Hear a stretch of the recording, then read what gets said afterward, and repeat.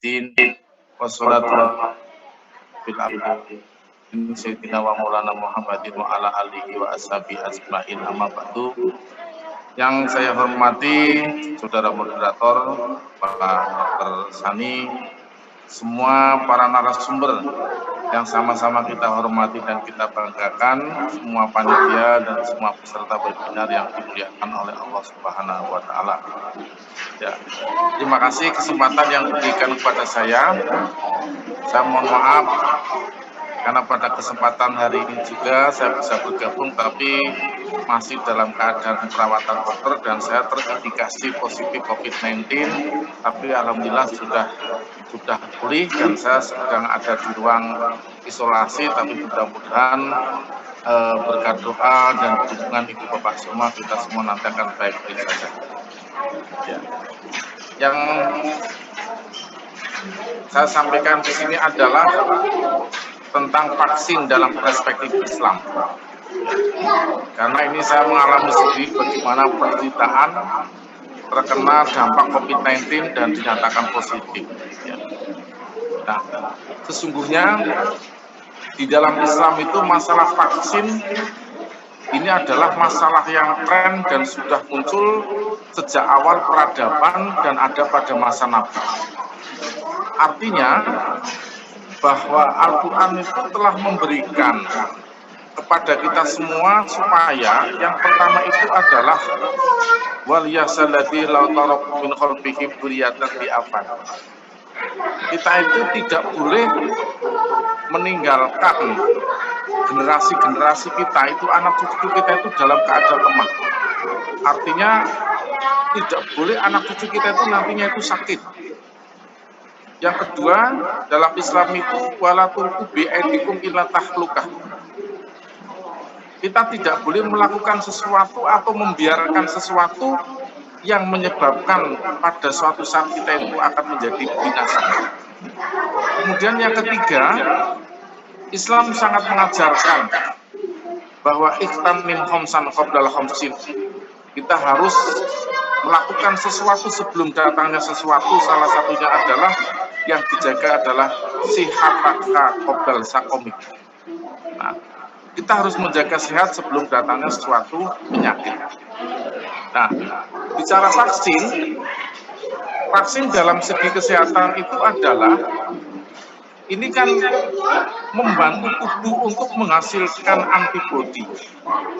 Antibodi ini berfungsi untuk melindungi terhadap penyakit. Vaksin membantu membasmi penyakit yang serius yang timbul pada masa kanak-kanak.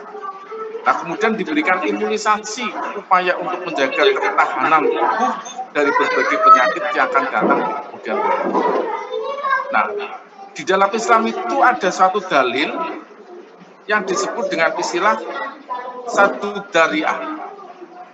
Nah, sadu dariah itu adalah sesuatu yang wajib dilakukan oleh manusia dalam rangka untuk membentengi atau mencegah kemungkinan terjadinya sesuatu kemadharatan atau penyakit-penyakit yang akan datang di kemudian hari.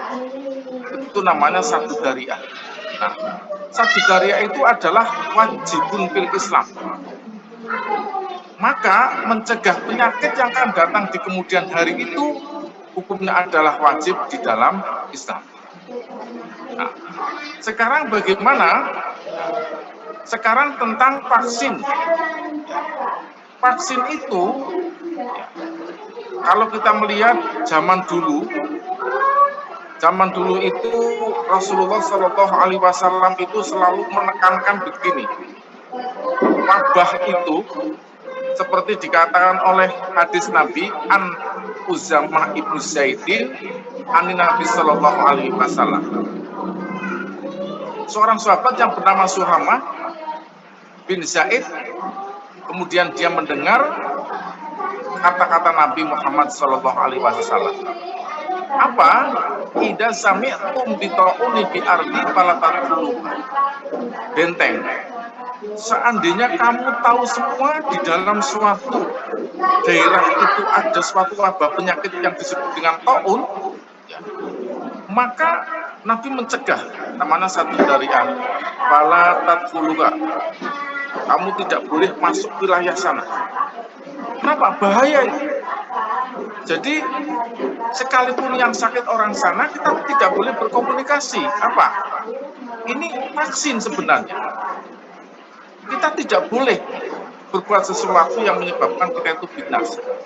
Kalau ada wabah di sana, fala tadkhuluha, kamu jangan masuk di daerah sana. Bahaya itu. Atau sebaliknya, wa idza waqa'a bi ardi wa antum biha fala takhrujuha. Atau kamu meyakini bahwa di daerahmu itu ada wabah, maka apa yang harus kamu cegah? Kasihan mereka yang jauh, maka fala takhruju minha, kamu tidak boleh keluar dari daerah. Maka dengan harapan vaksin yang sudah dibuat, saya tidak punya imunnya COVID. Nah, imunnya COVID itu dikasih ke orang lain, jadi imunnya orang lain itu nambah. Kok ada tulisan wanita yang belum pernah atau melahirkan, kenapa? Mencegah kemungkinan terjadinya penyakit, membentengi penyakit ini berdasarkan ketentuan hukum Islam, hukumnya adalah wajib. Wajib di sini hukumnya adalah wajib. Apa? Memberikan vaksin, mencegah kemungkinan terjadinya penyakit yang akan datang di kemudian hari, walaupun tidak boleh ditawar bahwa hukumnya itu adalah wajib. Apa yang menjadikan dasar hukum memberikan vaksin, termasuk ada vaksin polio, difteri, ada MERS, mau haji harus meningitis. Sekarang dengan adanya COVID-19, ini para pakar harus berjuang, wajib untuk menciptakan vaksin, karena memang itu dasarnya adalah wajib dalam Islam. Kenapa? Karena kewajiban ini diperintahkan oleh Allah Subhanahu wa Ta'ala. Kita wajib menjaga anak keturunan kita harus dalam keadaan sehat. Yang kedua, walaupun biaidikum, kita tidak boleh membiarkan siapapun pada suatu saat terjadi celaka akibat tidak adanya suatu vaksin. Yang ketiga, kita harus menjaga sehat sebelum datangnya suatu penyakit. Slide-nya masih yang di atas ya. Nah, kenapa kita menyatakan itu sebagai suatu kewajiban? Sekarang begini, ketika ayat itu kita kaji, ada kaidah. Kaidah itu adalah hukum yang bersifat kuliah yang mencakup bagian-bagian yang terperinci. Untuk menjaga kesehatan itu harus adanya dengan tatim. Tatim itu adalah memberikan vaksin. Kenapa harus dengan vaksin? Karena di dalam Islam kaidah mengatakan al-amru bisai'in ammaru biwasa'id. Nah, kalau kita itu diperintahkan untuk melakukan sesuatu, maka sarana untuk mencapai sesuatu itu hukumnya adalah wajib. Kalau ibu dan bapak ingin jadi dokter, ya berarti fakultas kedokteran jadi wajib, karena tidak mungkin orang bisa jadi dokter tanpa adanya fakultas kedokteran. Maka sarana untuk mencapai yang menuju wajib, hukumnya jadi wajib. Nah, bagaimana hubungannya dengan vaksin di sini, Pak, kok bisa menjadi wajib? Nah, contoh begini, memerintah untuk anak-anak supaya tidak kena penyakit polio, memerintahkan supaya orang-orang tidak kena COVID-19, maka harus ada sarana untuk mencegahnya. Nah, sarana untuk mencegahnya itu apa? Harus dengan vaksin. Maka di sini vaksin polio wajib diadakan dalam rangka mencegah penyakit polio. Gimana? Belum bisa. Vaksin campak juga wajib dalam rangka untuk mencegah penyakit campak. Vaksin difteri juga wajib dalam rangka untuk mencegah terjadinya penyakit difteri di tubuh. Nah, sekarang endingnya, ini tugas kita bersama. Memberikan vaksin COVID-19, hukumnya jadi wajib dalam rangka untuk mencegah kemungkinan terjadinya penyakit penyakit corona atau COVID-19 yang sudah merambah di seluruh dunia. Nah, ini perintah agama. Nah, oke, kita lanjutkan. Slide berikutnya, mohon. Nah, jadi ini suatu kewajiban. Nah, tetapi di sini berdasarkan hasil putusan-putusan Majelis Ulama Indonesia itu memang dijelaskan manusia itu dilarang meninggalkan keturunan yang sakit. Ini sudah jelas sekali. Nggak boleh kita itu meninggalkan anak cucu kita dalam keadaan cacat, itu dilarang.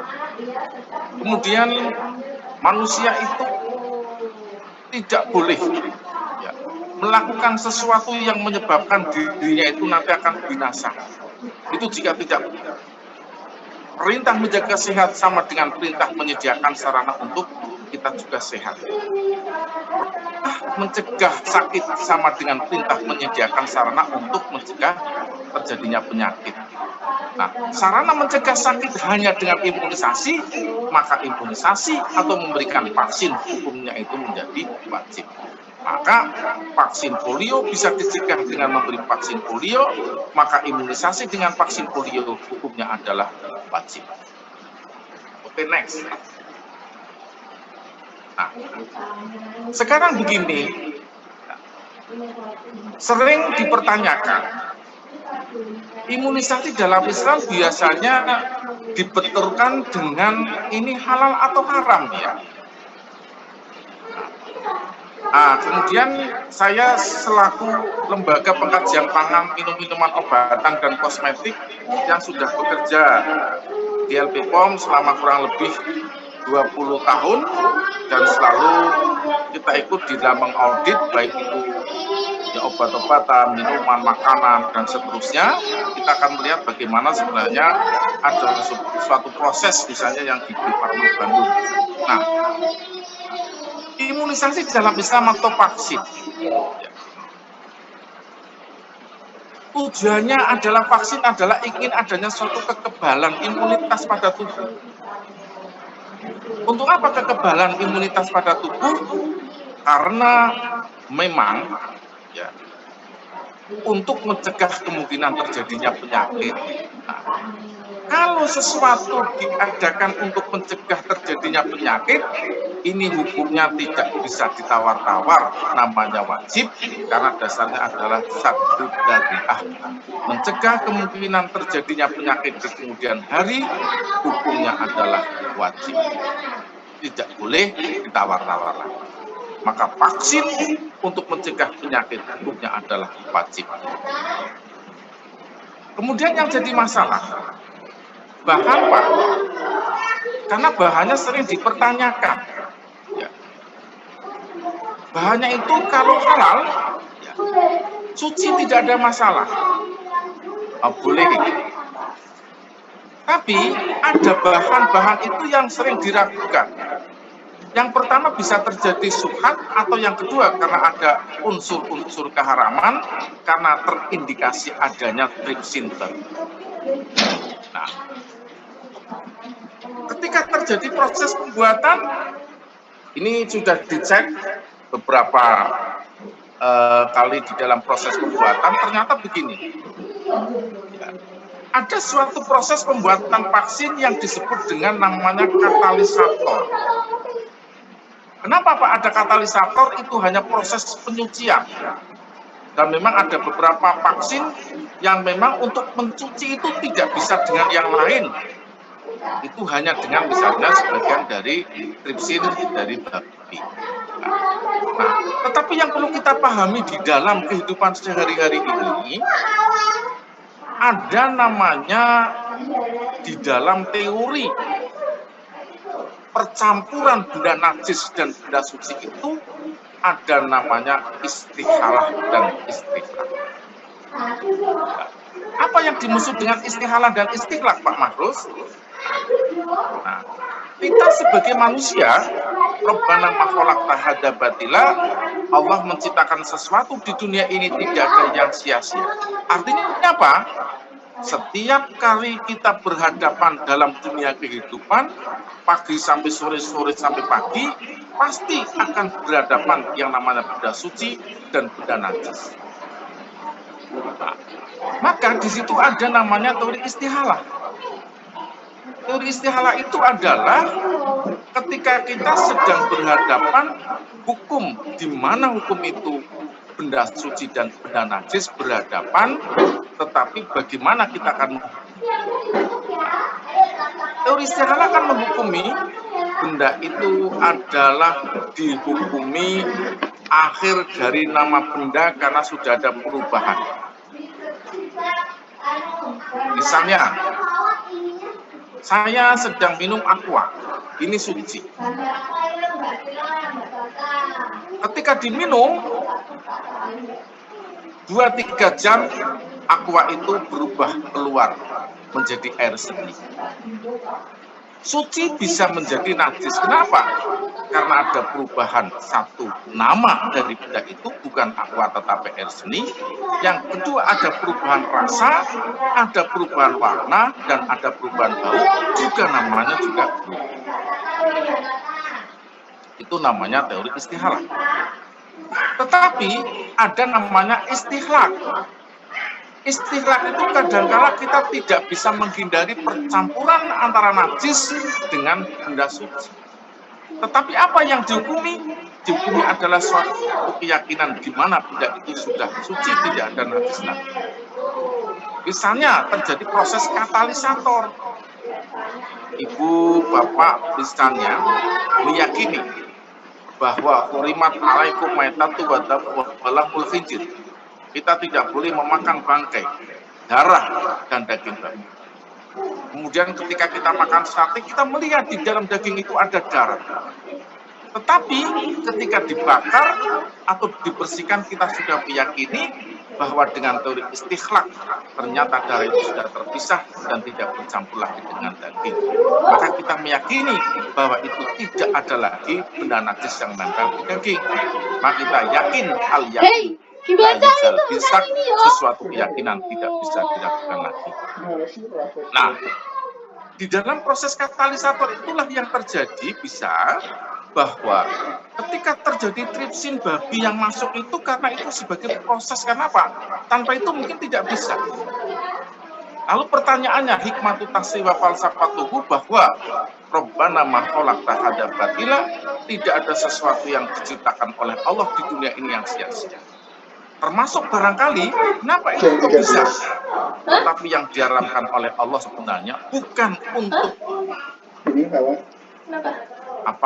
dijadikan sebagai sarana. Allah mengharamkan tripsin babi dan macam-macam untuk dimakan, itu namanya iktida'un nas. Hurimat alaikum maitatu wa damu wa lahmul khinzir, diharamkan bagimu memakan bangkai, darah dan daging babi. Mama, tes lagi apa enggak? Tapi bisa terjadi untuk sarana yang lain, sesuatu yang dibolehkan oleh Allah Subhanahu wa Ta'ala. Saya terlalu terpercaya lah ya. Next, bisa dilanjutkan. Nah.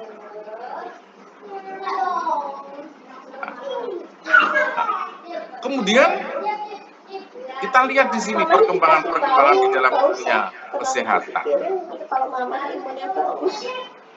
Di dunia internasional sudah sering difatwakan mahwal hukmu bitati qabla hukum idda'i katatib. Bagaimana hukumnya kita itu berobat sebelum datangnya penyakit atau memberikan vaksin kepada siapa saja dalam rangka untuk mencegah kemungkinan terjadinya penyakit, baik polio, baik difteri, MERS, termasuk untuk meningitis, dan yang akhir-akhir itu diperjuangkan bagaimana kita memberikan vaksin COVID-19. Bagaimana hukumnya? Memberikan obat sebelum datangnya penyakit atau tidak perlu menunggu sakit, tapi obati dulu supaya tercegah terjadinya penyakit. Ya. Dikatakan di sini, la ba'asa bitadbi idza khasya wuqu idda'i wujudi waba wa asbabi akhar yaksimin wa qidai bisababiha fala ba'sa ta'tiha at-tadbi lit abidala alladhi yahshi minhu liqauli Nabi sallallahu alaihi wasallam fil hadis sahih man tusbihu bisabis samaratin min tamrin Madinah lam yamdurahu syahrun balasi. Tadi begini serangan Di sini tegas sekali. Serangan di pagi. Apa ulama-ulama internasional mengatakan bahwa kita itu boleh berobat memberikan vaksin Gara-gara dia kentut. sebelum datangnya suatu penyakit, karena diharapkan kalau nanti terjadinya wabah akan timbul suatu persoalan yang sangat mengerikan Karena dia tuh lewat sini di dalam jadi lewat biasa gitu. wilayah ataupun di dunia internasional. Maka ini dibenarkan di dalam Islam karena diajarkan oleh Rasulullah SAW. Barang siapa yang pagi hari divaksin pada saat itu ya, apa vaksinnya pagi hari pada saat itu? Kita disuruh mengkonsumsi 7 butir kurma Madinah. Insya Allah dalam 1 hari orang itu tidak kena racun dan tidak kena sih. Yang jadi masalah begini, kemudian orang, wah itu kalau begitu itu kan herbal, boleh, tetapi masalahnya innal hawadis la tatanaha wa nusus tatanaha. Masalah-masalah yang baru selalu berkembang di dunia kesehatan, tetapi Quran dan hadis sudah tidak muncul lagi, maka Rasul mengajarkan kurma. Kenapa? Kurma hanya penduduk Madinah dan penyakitnya terbatas pada situ hanya taun, hanya racun dan lain sebagainya. Tidak pernah diprediksi pada suatu saat itu akan muncul penyakit difteri. Tidak diprediksi akan muncul penyakit namanya meningitis. Bahkan sekarang tidak diprediksi muncul adanya COVID-19. Nah, maka sekarang ketika masalah-masalah yang muncul baru, nah, inilah tugas kita bersama untuk menciptakan suatu vaksin di mana vaksin itu mampu mencegah terjadinya penyakit yang datang di kemudian hari. Ya. Jadi jangan disamakan bahwa ini kan cuma perintah Nabi hanya kurma, iya. Sama ketika haji kita hanya jalan kaki pakai onta, sekarang perkembangan tidak bisa kita haji dengan onta tapi harus dengan pesawat. Demikian juga untuk mengatasi berbagai macam penyakit tidak terbatas pada kurma, tetapi dituntut para ahli untuk menciptakan vaksin yang mampu mencegah terjadinya berbagai macam penyakit, terutama penyakit corona atau COVID-19 di tahun 2020 dan seterusnya yang sekarang. Ini Pak jelaskan. Oke, next ya. Nah. Artinya di sini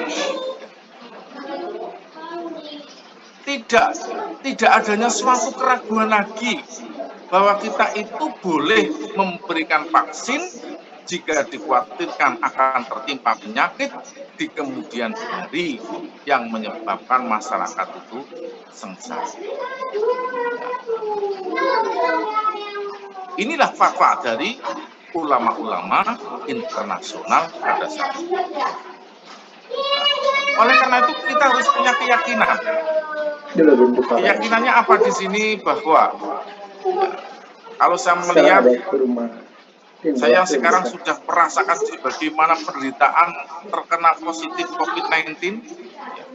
Badannya panas, suhu kita sampai mencapai 39,7, begitu panas dan luar biasa, sangat tersiksa pada saat itu.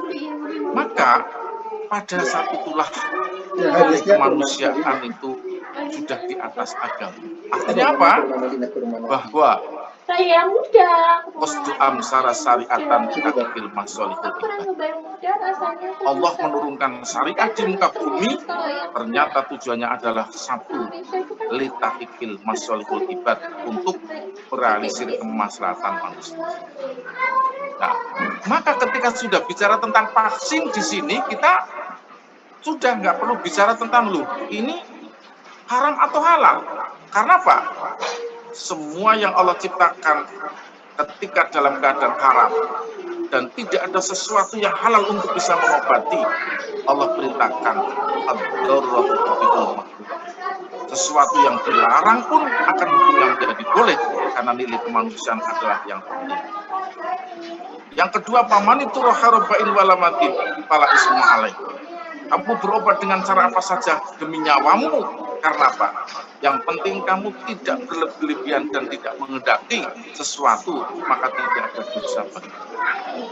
Salamatun abdan afdalu min salamatil bidin.